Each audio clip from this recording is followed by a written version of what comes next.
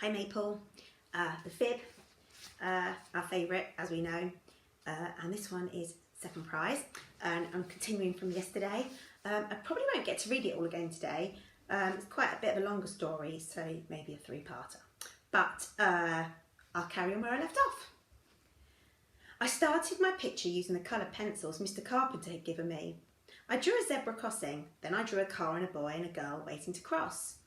I'm not very good at drawing, I never have been, and I suddenly realised Mr. Carpenter was standing behind me watching. I felt a bit embarrassed. It's not very good, is it? He smiled. Don't use your crayon straight off. Do it lightly in pencil to start, then you can rub it out and change it if you want. Look. He got himself a chair, sat down beside me and started drawing on a new piece of paper.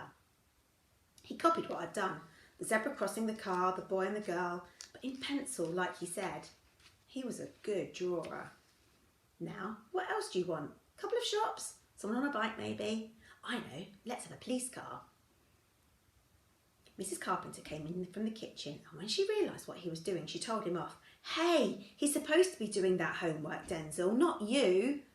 I'm just giving the lad a bit of a hand, that's all. He's got the hard work to do. He's got to colour it all in. Mr. Carpenter went back to his paper and I started colouring. It took me ages. There were lots of people in it. Now, a lady pushing a pram, a couple of old folk going into a post office, that was my idea, and a boy on roller skates. And there was a Woolworths and a dry cleaners and a National Bank. When I'd finished, it was a really, really good picture. The best I'd ever done. Well, I knew I hadn't done it, but Mr. Carpenter said I'd done the hard work. I'd done all the colouring. Anyway, I didn't think it mattered as long as Norbert Lightowler didn't want to see it. We'd been at High Manor Primary together before we'd gone to the grammar school, and he knew I wasn't good at art, and it wouldn't have mattered if Mr. Clegg hadn't shown it to the headmaster. Art is the last lesson we have on Thursday morning, and when the dinner bell went, Mr. Clegg told us to leave our homework on his desk on our way out. And make sure you put your name on the back, otherwise I'll not know which one of these works of art belongs to which genius.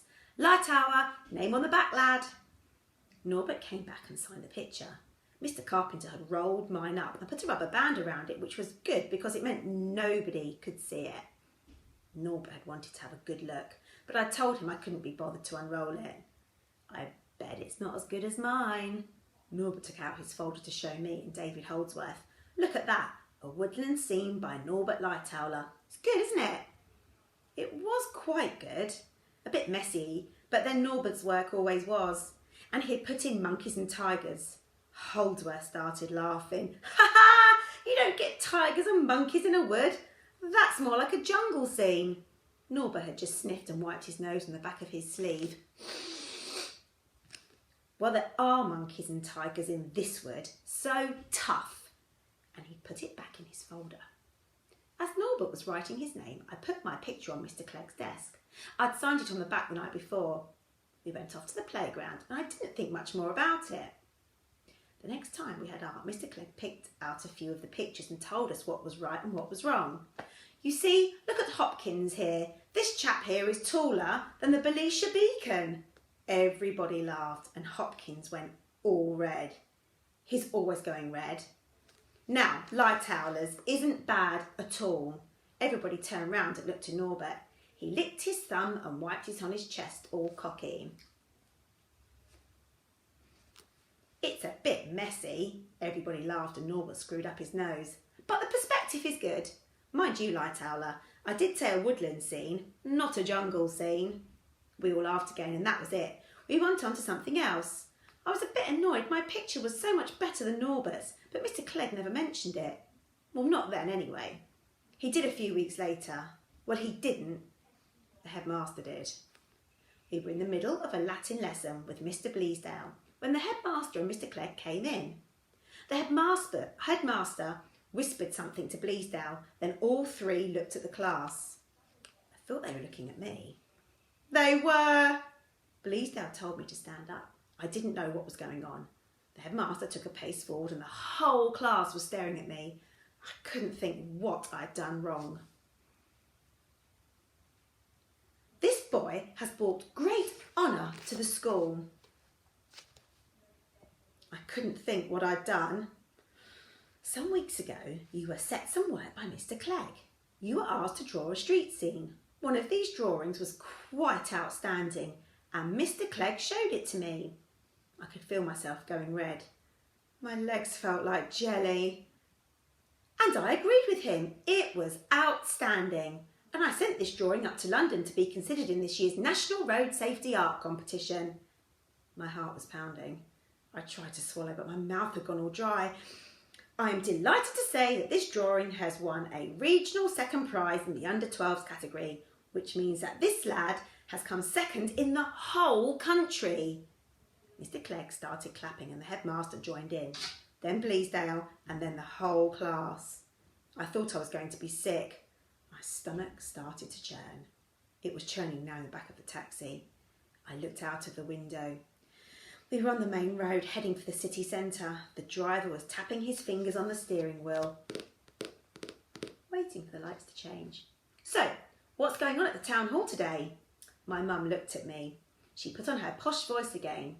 She put it on every time she told someone. The National Road Safety Art Competition, regional prize giving. My son's won second prize in the under-12s, second in the whole country. I was sitting in the middle between my mum and my Auntie Doreen, and I could see the driver looking at me in the mirror. He smiled. Second in the whole country, eh? You must be a good artist. I just about managed to smile back. Not bad. Not bad? You must be a lot better than not bad to come second in the whole country. He's too modest, your young lad. My mum put her arm through mine. We turned right into Delia Street. We were nearly at the town hall. Well, that was the funny thing. Art had never been his strong point, has it, love? I shook my head. But he's just started at the grammar school and his new art teacher must have brought out some hidden talents. I nodded. I felt sick. My mum carried on chatting to the driver. I haven't seen it yet, you know. Me and my sister were away in Blackpool when he did it. We'll be seeing it for the first time today. We're ever so proud of him, aren't we, Doreen? My Auntie Doreen took hold of my mother's arm and I sat between them as they held me close. Yes, they were so proud of me. Everybody was so proud of me. Mr. Clegg, the headmaster, my mum, my Auntie Doreen. That's why I hadn't said anything right at the start. I'd planned to go to the headmaster the day after he'd told me in class and explain to him what had happened, how it had happened. But he announced it in assembly. I'd even had to go up on the stage and shake his hand while the whole school applauded. We pulled up outside the town hall. We were there. While my mum was paying him, the driver asked me what the prize was. £15 in national savings stamps. He nodded and said very nice and told my mum he wouldn't be charging waiting time. Well, I should think not. We were waiting for you. And we went up the stairs to the town hall. I'm going to stop there today, Maple, and tomorrow I will finish this story and then we'll start a new one next week. Hope you enjoyed it. Bye!